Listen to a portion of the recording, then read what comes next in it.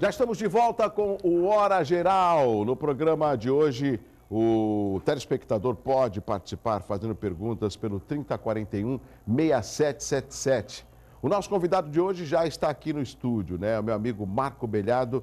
Ele vai conversar com o telespectador, vamos falar sobre assuntos importantes e a participação sua é fundamental. Marco, obrigado pela sua participação, tudo bem? Bom dia, Douglas. Bom Tudo dia. bem? Bom dia. Marco, você percebeu, você estava na recepção, você viu a respeito da situação do nosso governo federal e também pegando a manchete da tribuna, um imbróglio, eu diria assim, com relação à construção do hospital regional. Vamos chegar no governo federal para depois chegar aqui na nossa região. O que você acha desse posicionamento do governo acenando com uma possibilidade de dar ao PMDB a pasta do Ministério da Saúde para tentar ter uma melhor governabilidade? Qual o seu entendimento político disso, Marco? Douglas, na minha posição, o governo perdeu a rédea total agora desse governo.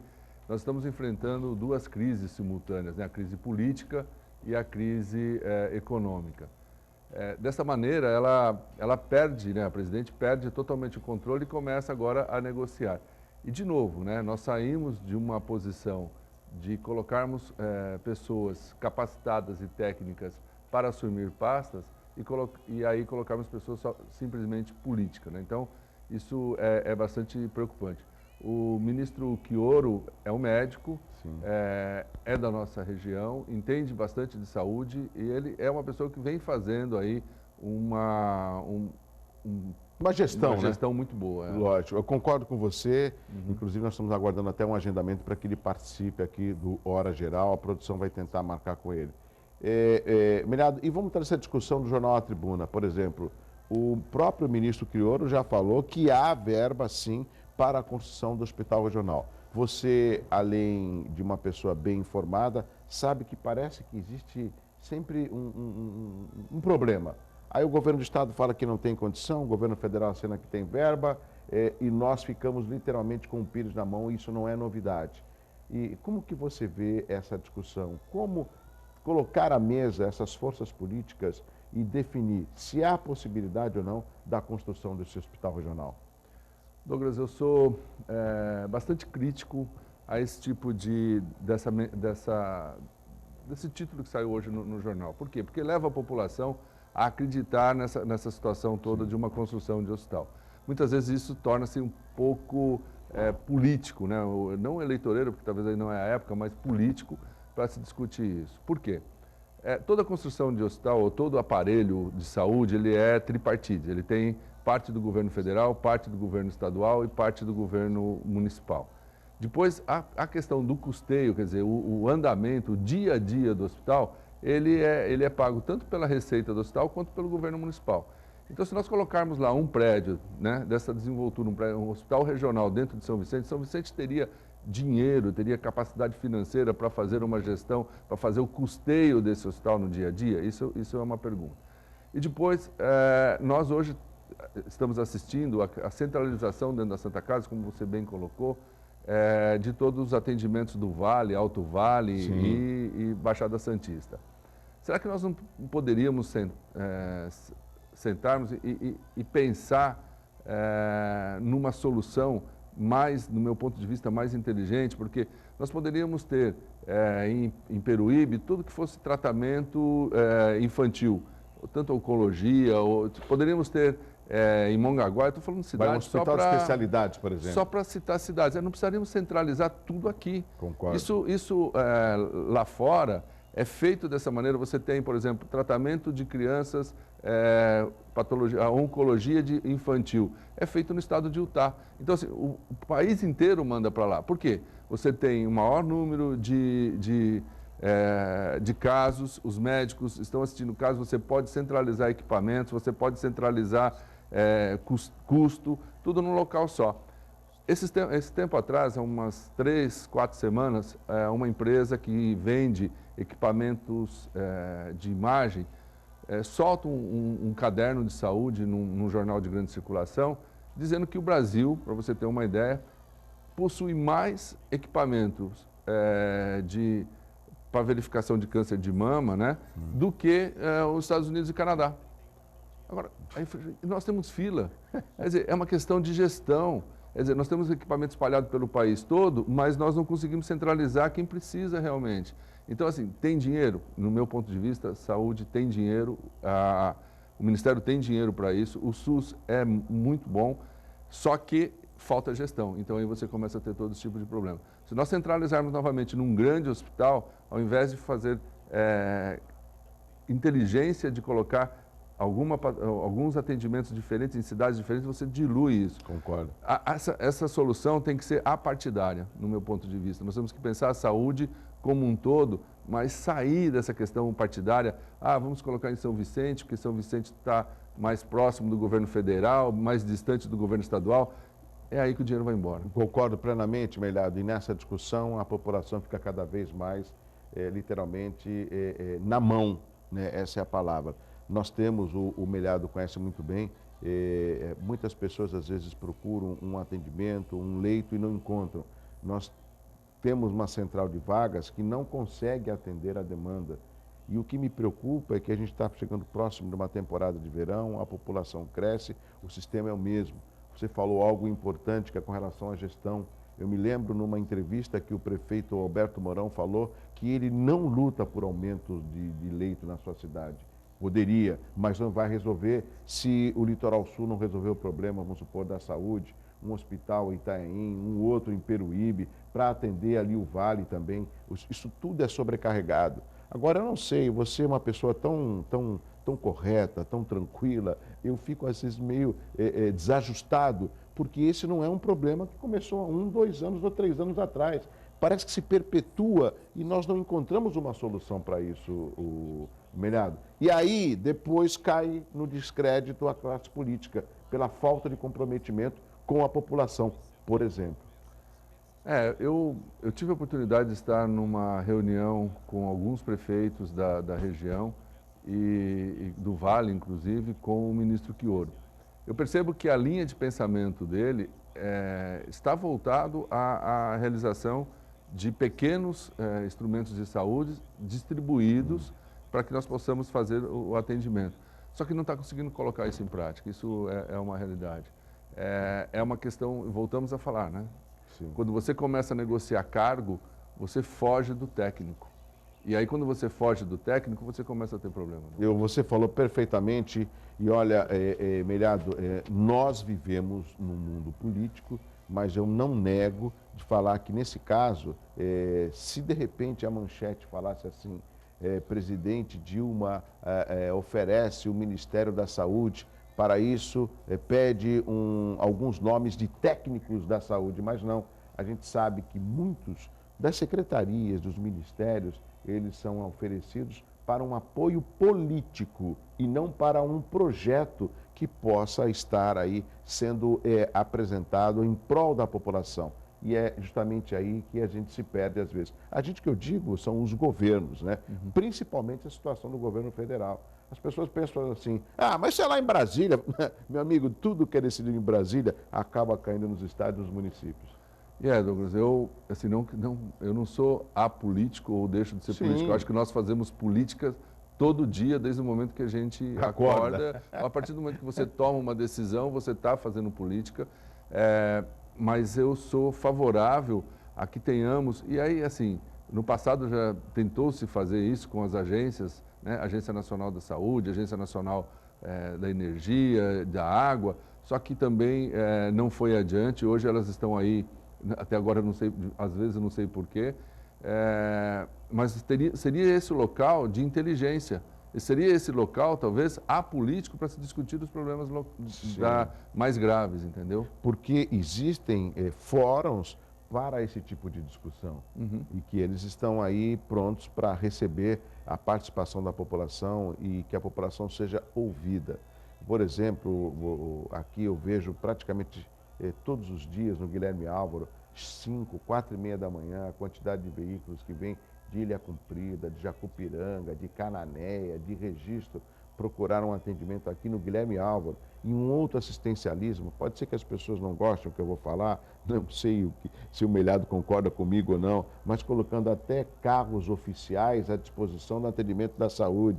Não é para isso, né? Entendeu? Aí você vê vários carros oficiais, vai vir trazer um morador que quer um atendimento de saúde.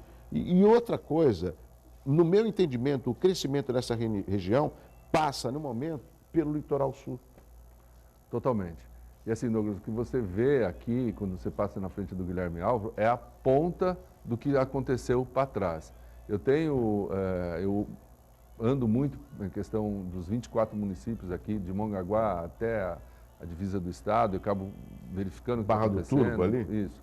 Você tem pessoas da Serra, né, que moram na Serra, que são obrigadas a descerem, tipo 6 horas da tarde do dia anterior, dormirem num colchão em algum local, para que no outro dia pegar essa van que você vê chegando aqui às 4h30, 3 horas da manhã, 2 horas da manhã, e essa van algumas vezes vai até São Paulo, no Hospital São Paulo, por exemplo, para levar o paciente, para depois voltar para cá.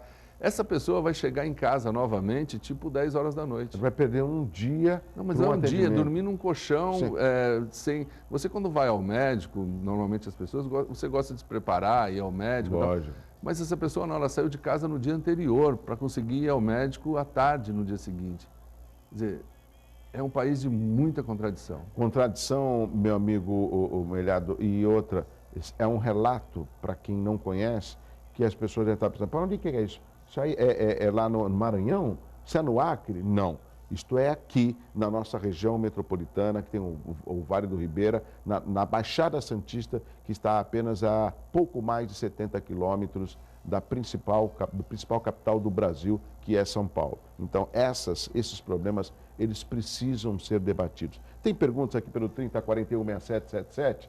Deixa eu ver quem está fazendo a pergunta aqui no Hora Geral. É a Daiane Freitas, da Ponta da Praia. Como estão avaliadas as operadoras de planos de saúde da região? Essa é uma outra discussão, Melhado.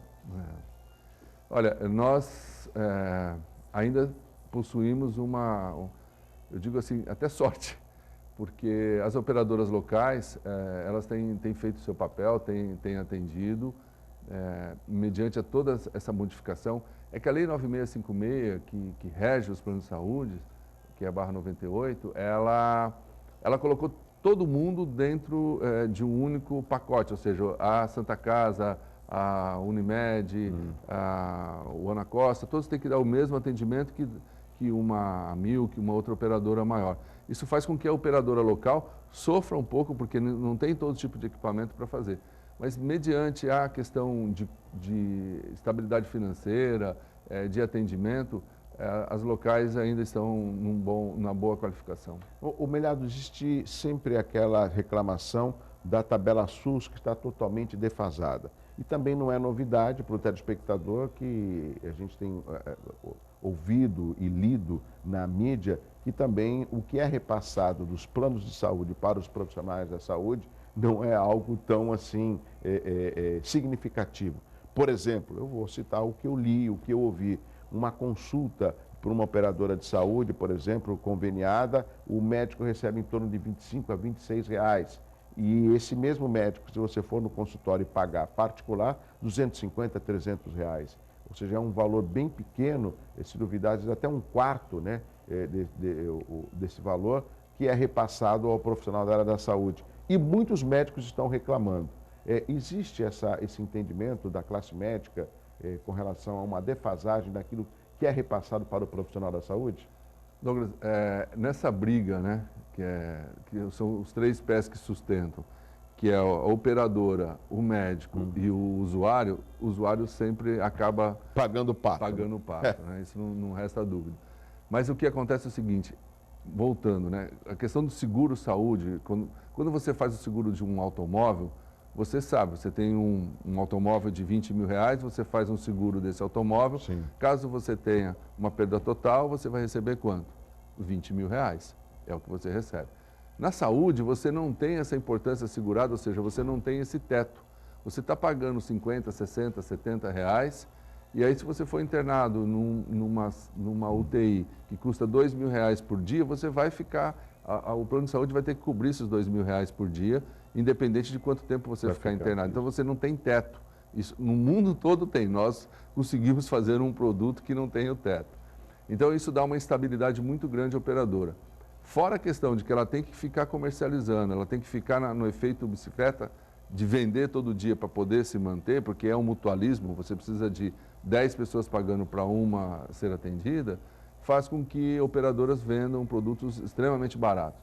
E aí, vendendo barato, ele não tem outra maneira, ele vai acabar pagando muito pouco o médico.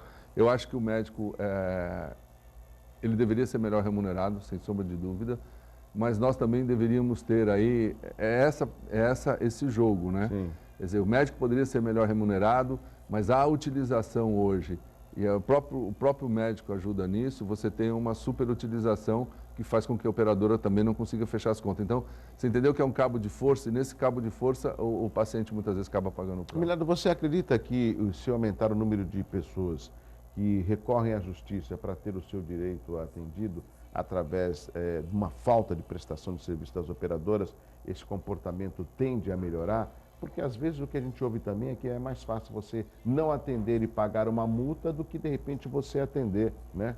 Eu não sei qual o seu posicionamento com relação a isso. Apesar de ser um operador do direito, eu questiono bastante a decisão, algumas decisões jurídicas com relação à saúde. Já vi casos de juiz decidir que você tem que fazer uma cirurgia bariátrica, que é aquela redução do estômago, no dia seguinte. Para uma cirurgia bariátrica ou redução de estômago, o paciente precisa ser preparado durante 6 meses. Então você tem novamente uma decisão jurídica, mas não uma decisão técnica. E isso precisa ser realmente revisto. Eu não acredito que essa avalanche, talvez, de liminares, de processos, faça mudar. Novamente, eu retorno à nossa primeira conversa. A ANS precisaria ser mais técnica, e hoje a ANS, eu questiono essa parte de técnica dela para que a gente pudesse ter esse tipo de discussão. Vamos rápido intervalo, na sequência eu continuo conversando com o Marco Melhado aqui no Hora Geral e tem perguntas pelo 3041-6777. Nosso convidado de hoje é diretor da Aliança Gestora de Saúde. Eu volto já.